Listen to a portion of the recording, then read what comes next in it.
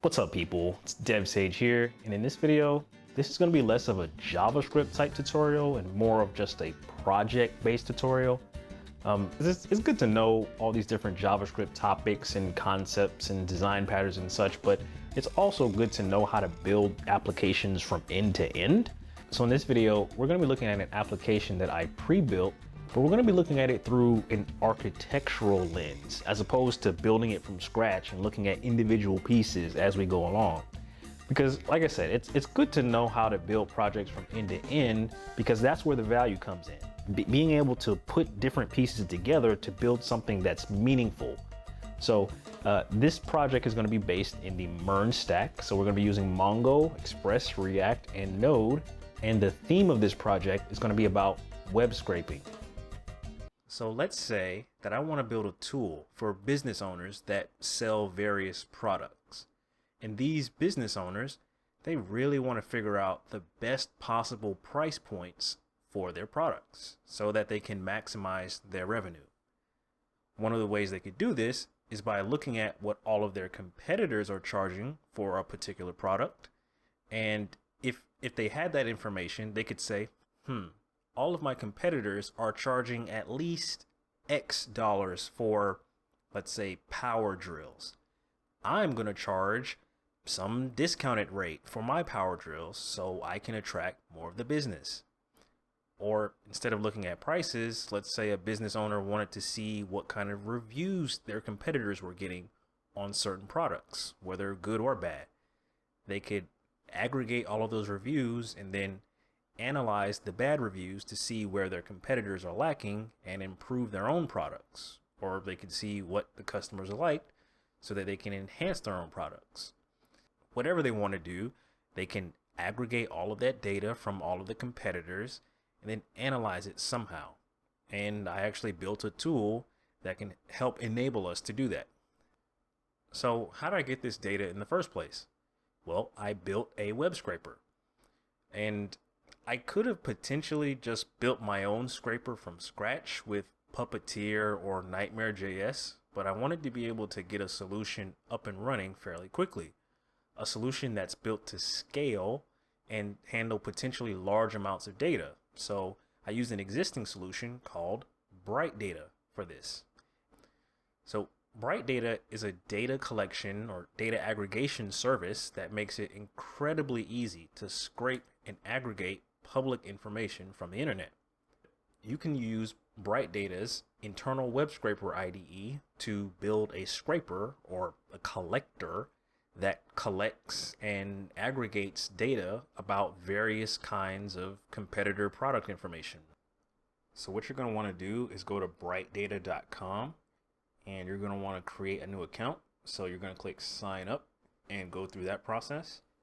I already have an account, so I'm going to log in.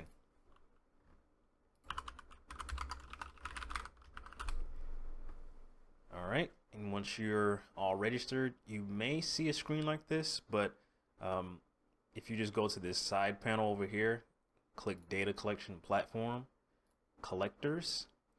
This screen is where you're going to see a list of all your collectors or scrapers.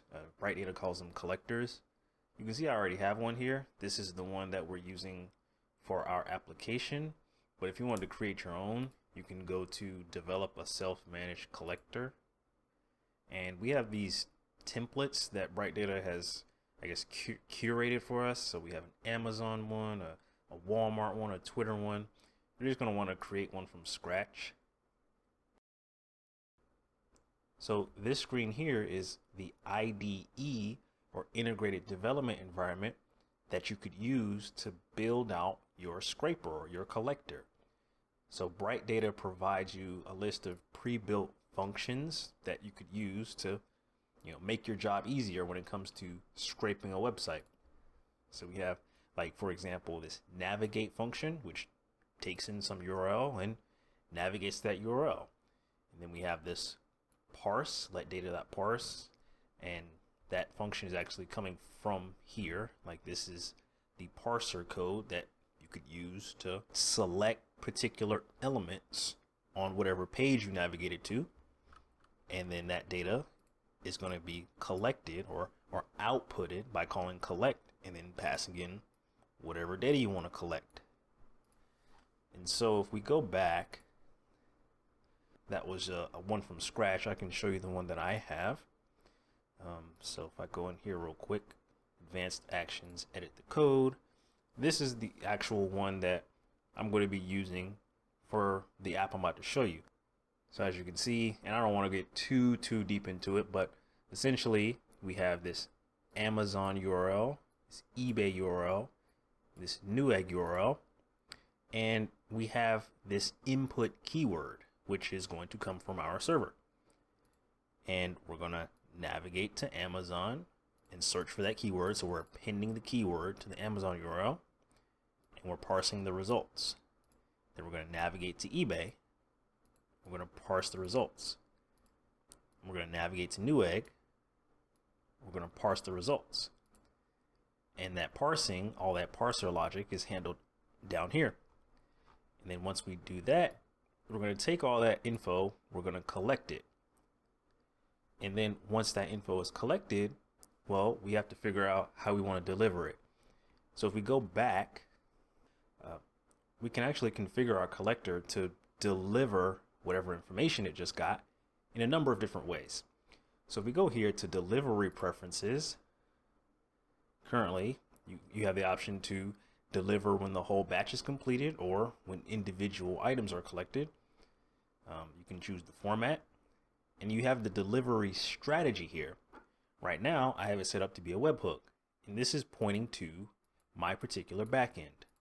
And so that URL is brightdatabackend.herokuapp/API/webhook. You also have the ability to deliver via email. So if you wanted to just put your email in and say, hey, send the results to this email, you could do that. Or you could send it to Amazon S3 or Google Cloud Storage or Azure Storage. So that's pretty cool. You also have the ability, if we go back here, if we go to run on schedule here, you have the ability to schedule this collector to run at specific periods or intervals if you want it to.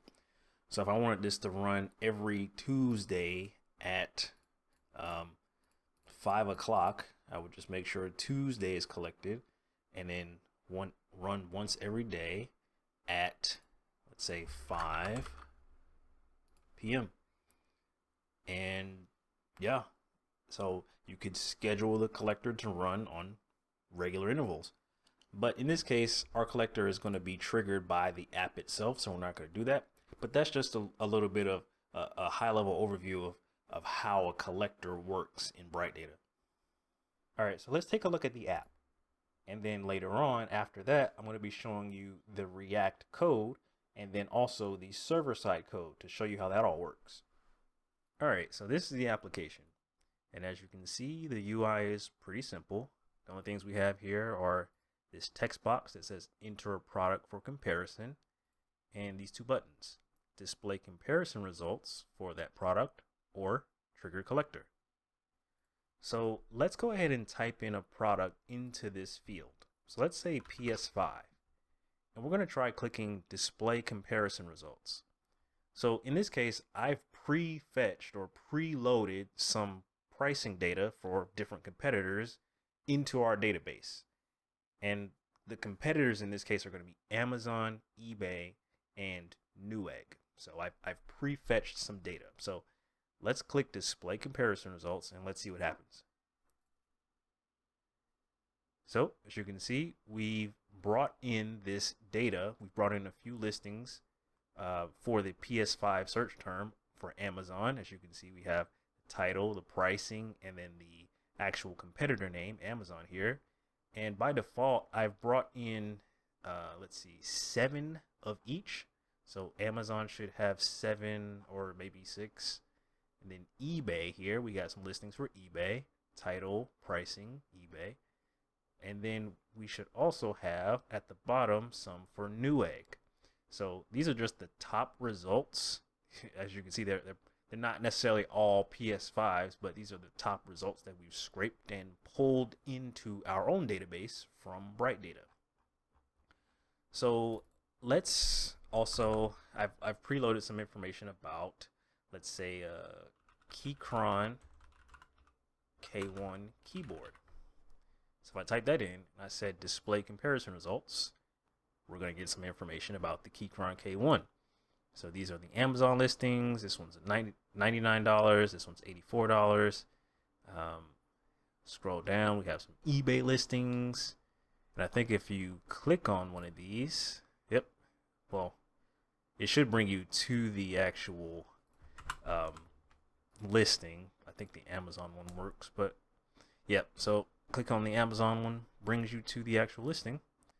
But yeah, so that's basically how it works when it comes to displaying the aggregate data that we've scraped from Bright Data. But let's say we try to display comparison results for a product that we haven't scraped information about yet. So let's say we type in iPad Pro. I don't have any data for iPad Pro yet, so it says no products found for the given keyword. Please trigger the collector. So we're going to click trigger collector. And what this is going to do is going to say collector triggered successfully. Please wait for 5 minutes for results. So if we go over to Bright Data, we can see that our collector is in the starting state. So when we click trigger collector, we send a request to the server, which sent a request to Bright Data saying, hey, I want you to scrape the pricing information about iPad Pros from my competitor. And then what's going to happen when it finishes, it's going to send that information back to our server so we can store that data in MongoDB. So if we go back to the app and then we say display comparison results, we can see that we have information about the iPad now. So here are our Amazon listings. So we have a 2022 11-inch iPad Pro for $729 by Amazon. We got some more here. We got our eBay listings down here, 6th gen, $169. Nice. So if we scroll down a little further, we have our Newegg listings. And yeah, so that seemed to work. So let's try something else. Let's say we were interested in crypto cold storage wallets, for example. Crypto cold storage wallet. I don't currently have that in my database, so I'm going to just prove it to you. So no products found for the given keyword. Please trigger the collector. So let's go ahead and trigger the collector. I'm going to call out to our server, which is going to call out to Bright Data. And Bright Data is going to scrape that information. So we see our collector is back in the starting state. All right, so that should have finished. So now if we click display comparison results, we got some information about some cold storage wallets. So Ledger Nano X from Amazon, $149. Got some more. We got our eBay cold storage wallets here. Scroll down, $39, $17, $15, $80, and then our Newegg ones down here. So yeah, that's pretty much a high-level overview of how this tool works. Now we can take a look at the code for a second. So like I said earlier, this isn't going to be like a step-by-step of how to build this thing. The code is going to be in GitHub, and I will leave those links down below. But I do want to just give you a high-level overview of the technical aspects of it. So as you can see, we have our two folders here. We have a client folder, which hosts the actual front-end React application. And then we have the server folder here, which hosts the actual Node Express server, which is going to communicate with MongoDB. So on the client end, all we basically have is a create React app, and it's going to be using TypeScript. So we have our app.tsx, which I kind of just stuffed everything in here. Probably don't want to do that in an actual production application, but just for demonstration purposes, pretty much everything is going to be in this app component. So we have some state variables here. One for representing the keyword or product. Another is going to be the query or the object that contains the returned product information from the server. Error message, success message. I don't want to go too deep into it, but this is pretty much, if you're following along in like the GitHub or you're trying to figure out what's going on, this is where you're going to want to look. We also have a services folder, and then in this services folder, these are basically the tentacles that reach out to the back end. These are the API calls. We have one call for triggering the actual collector. So it takes in a keyword and it posts to the collect endpoint, basically the /API/collect endpoint of the server. It's going to give it that keyword, and then the server is going to give that keyword to Bright Data and say, give me the information for my competitors. And we also have this get query API call to our server. A query is basically an object that contains all of the products and pricing information. So a query is where we pull out, a query is where we pull out all of these products. That's what a query object contains, all of these products. And so that's the high level overview of the major components of the React side of things. We also have this models folder, which essentially just contains some interfaces that we're using. We have a config folder here to handle configuration. But if we go over to the server, like I said, this is going to be the Express server. And the point of interest here is going to be in the source folder. So the entry point for our application is going to be in this index.ts. And this is the file that actually starts the server. So we have server.listen here. And so that's going to basically kick off the server. And if we look in our routes folder, go to api.ts, we're setting up a couple of endpoints for our server. So this collect endpoint, this is basically going to be /API/collect. So what we were just looking at earlier in the React side of things, we have this collect endpoint, which accepts a keyword, and it's going to take that keyword and it's going to send it off to Bright Data. So we have this trigger collector method that we have here. It's going to call out to Bright Data to say, hey, grab me my competitor's pricing information for this particular product or keyword. And so if we go back to the API, we also have this get query route. And this is going to take in a keyword. And I guess this is the point where I can show you some of the data in Mongo. So for example, this is a collection of queries. So let's take a look at this query object here, the first one. So if we have a query object that has a keyword property, which has whatever search term or keyword that you wanted to search by, and then we have a products array. Let's see if I can zoom in a little bit here. And so our products array is going to contain a whole bunch of products.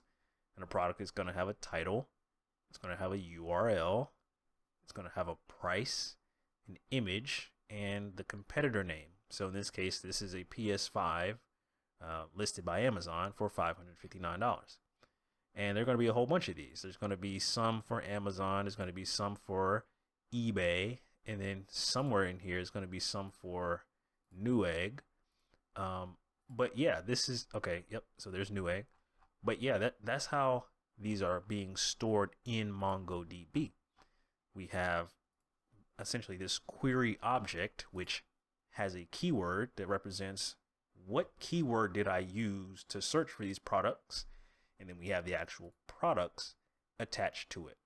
Now, of course, we're not grabbing all 126 of these for each call. Right now, I'm only filtering down for the top 7 or 8.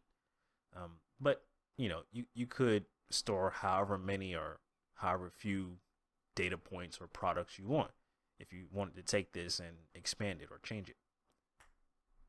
All right, so at this point, we saw what endpoint is responsible for triggering the Bright Data collector in the first place, and also what endpoint is responsible for grabbing that query object that contains all of that product information once we've stored it. But we haven't looked at how Bright Data actually gives us that information back. And that's what this /webhook endpoint is. So if we say, we go in here, Bright Data is going to do its thing. It's going to collect all the price information, and then it's going to call back to this endpoint. And so all this endpoint does is it takes that information from Bright Data and stores it in Mongo. And yeah, that's pretty much it. And so that's the technical high-level overview of how this is structured. Like I said, if you want to go in and change this and make this your own, feel free. You can probably build on top of this and build something great.